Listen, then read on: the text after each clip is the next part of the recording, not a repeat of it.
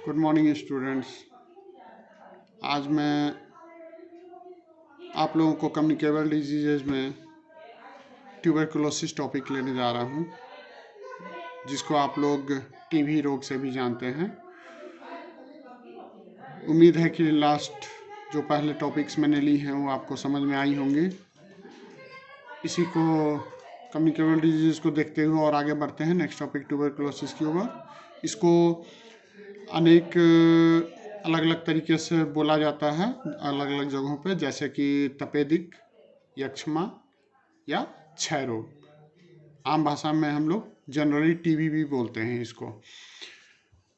ये जो टीबी बीमारी है ये आपको bacillus mycobacterium tuberculosis, bacillus mycobacterium tuberculosis द्वारा उत्पन्न रोग जो अधिकतर फेफड़ों को प्रभावित करता है।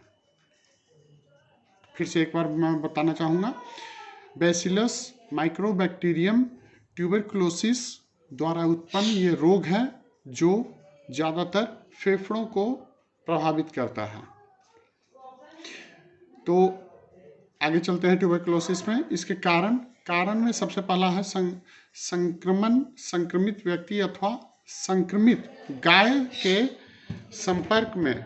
जैसे कि जनरली हम लोग पालतू जानवर घर में गाय भैंस पालते हैं, तो गाय से भी ये एक से दूसरे में मनुष्य में जो कि गाय को पालते हैं उसमें ये फैल सकती है, या दूषित दूध पीने से भी टीबी के जो भी आपको गाय जो टीबी से ग्रसित हैं वैसे गायों के दूध अगर एक साधारण नॉर्मल व्यक्ति जो स्वस्थ है वो अगर पीता है, या बच्चे पीते हैं या बूढ़े कोई भी व्यक्ति ऐसा पीता है, तो वो इस बीमारी से ग्रसित होने की संभावना अधिक रहती है।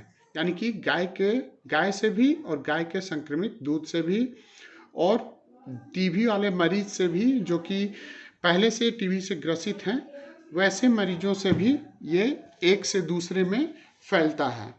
कहने मतलब कि जो टीबी के मरीज हैं जिनका इलाज भले ही इलाज चल रहा हो लेकिन वो टीबी है उनको, जब तक उनकी कोर्स कंप्लीट नहीं हो जाती टीबी की तब तक उनको अलग आइसोलेट करके रखा जाता है। अगर उनके संपर्क में कोई भी आते हैं, चाहे उनके परिवार के सदस्य हों, उनके पड़ोसी हों या कोई भी, तो वो टीबी से ग्रसित हो सकते हैं।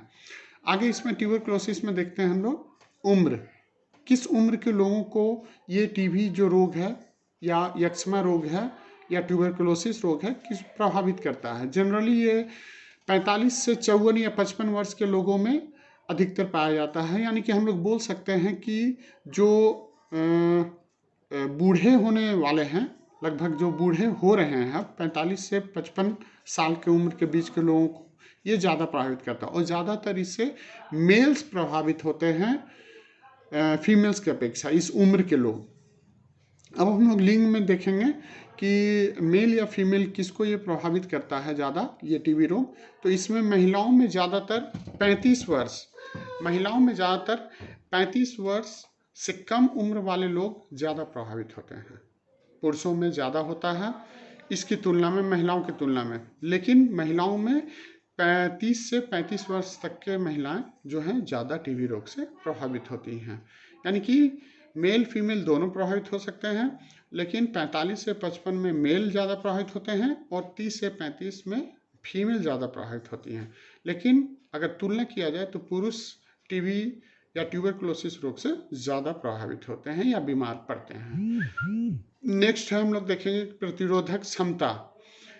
इसके खिलाफ प्रतिरोधक क्षमता तभी आती है जब आप प्रतिरक्षण सारणी के अनुसार से अपने बच्चे को टीकाकरण करवाते हैं। इस टीका का नाम है BCG वैक्सीनेशन, जो प्रतिरक्षण सारणी इम्यूनाइजेशन शेड्यूल के अनुसार से लगाया जाता है।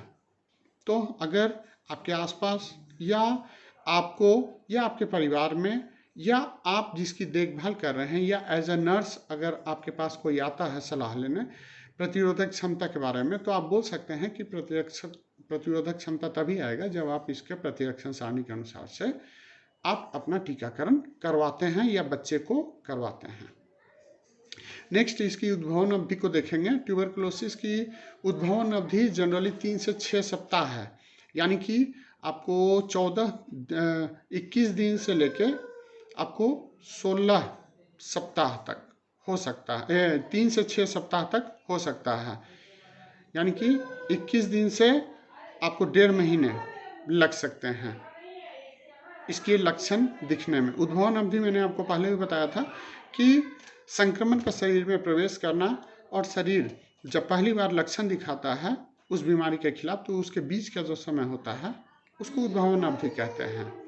तो टीबी का उद्भवन अवधि आपको 3 से 6 सप्ताह।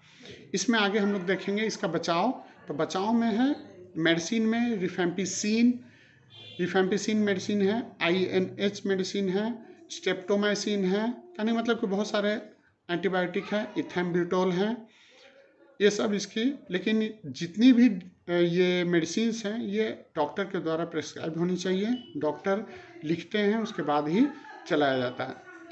दूसरी बात है कि ये मेडिसिन बहुत लंबे समय तक चलता है, जनरली 7 से 8 या 9 महीने भी मरीज को लगातार चल सकता है। ये डॉक्टर तय करते हैं कि उसको कितने दिनों तक ये दवाई दी जाएगी। ऐसा नहीं है कि ये ट्यूबरकुलोसिस की दवाई 5 से या 6 दिन में या 1 सप्ताह या 1 महीने 2 महीने में ठीक हो जाएगा। ये इसकी जो इलाज है, इसकी ट्रीटमेंट है, वो काफ़ी लंबे चलती है। तो ट्यूबरकुलोसिस टॉपिक यहाँ पे समाप्त होता है।